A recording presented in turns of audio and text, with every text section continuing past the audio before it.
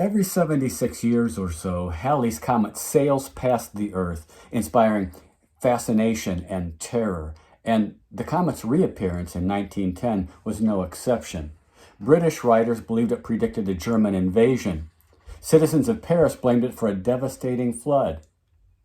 Chicago's Yerkes Observatory fueled the panic by announcing that it had detected a poisonous gas called cyanogen in Halley's tail.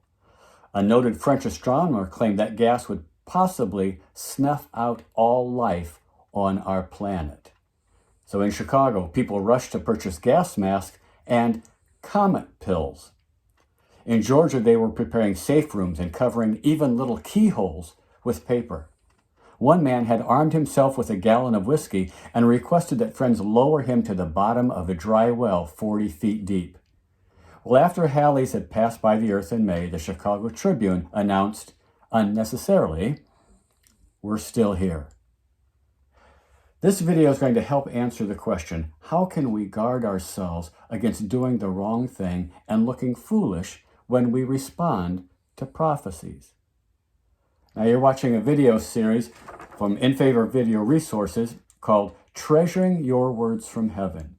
This is what to do and what not to do with your prophetic words, the ones that you receive. We are taking you through 14 ways of responding to those personal prophecies. So, you've received a personal prophecy, congratulations. And you were careful, right, to record it and to transcribe it, and now you're reviewing it regularly, keeping in front of you, reminding yourself what God has said. You have prayerfully discerned the prophecy and correctly interpreted what it means. You're staying true to the original meaning of that word, and you're refusing to twist it into something else.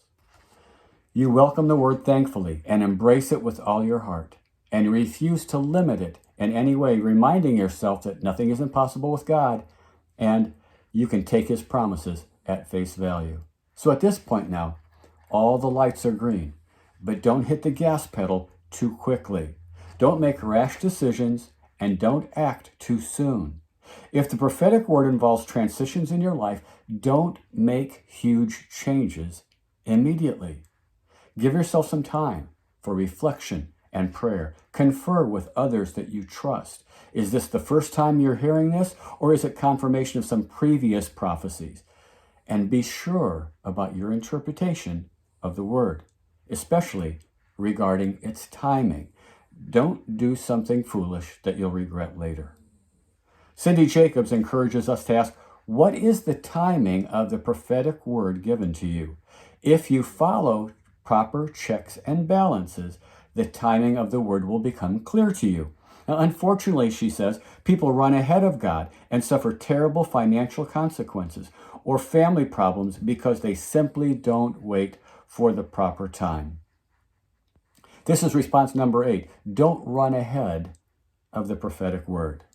Now, I've heard stories, and you have too, about people who receive a revelation, and in their excitement, they quit their job, they sell their house, and they move away, even to a different continent. And there, they realize this was a mistake. So no matter what your prophecy said, be sure to properly discern it and test it, weigh it, evaluate it, judge it, and as part of that process, you should consider the timing and look for confirmation. Timing and confirmation, including submitting that word to people you trust and asking them what the Lord is saying to them about this word. So don't sell your house, don't quit your job yet. You may end up doing those things in response to that word, but be careful, be smart, be sure. Timing and confirmation are keys to successfully responding to a personal prophecy. They will keep you from running ahead of the word. A visiting youth choir was performing on the Sunday night service at a church, and right in the middle of the front row of the choir was this remarkably beautiful young lady.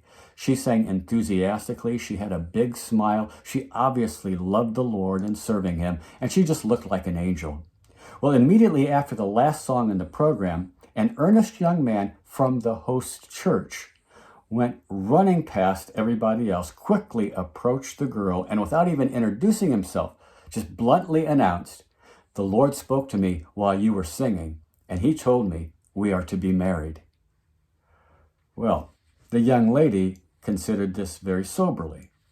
And then, speaking with a maturity beyond her years, she answered, "That's amazing news. I'll tell you what, I'll pray about it, and when the Lord tells me the same thing, I'll get back to you."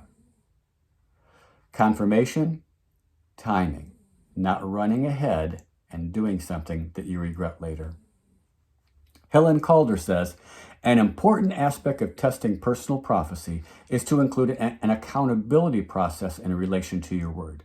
This is especially important if you are considering a change of course, adjusting your focus in response to a prophetic word. A personal prophetic word should be confirmation, not a primary means of guidance. She says, share your prophetic word with your leadership and other wise counsel, and allow them to give you input or adjustment if necessary. She concludes, this is a powerful safeguard, both to help confirm the word is from God and to protect you in the area of timing. Once again, confirmation, timing, they are keys. Have you ever received a prophetic word and rushed into something that you later regretted? Or have you known others who acted on a prophecy without thinking about it? And how did that turn out? Timing, confirmation. Here's how you can make this response your own. Craig Von Busek writes, do nothing different unless definitely directed by God.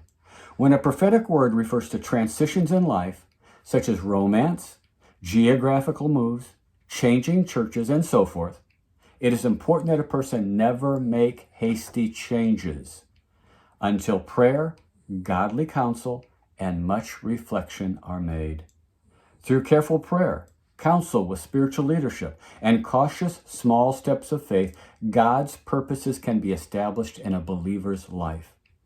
It is imperative, he concludes, that we not only hear God's word, but we also listen for the way in which and the timing on how that word is to be fulfilled. Confirmation and timing. So are you personally right now impatient with an unfulfilled prophecy? Remember, timing is the key.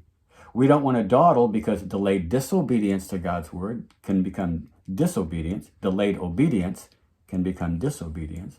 But we also don't want to act presumptively and then regret it later. Simply put, we don't want to miss out on God's perfect timing for that word. So how do you keep your balance in this? Where did you learn to do this? And is it something that you can share with others? Next video, a response that pleases God and empowers you. Response number 9, believe the word.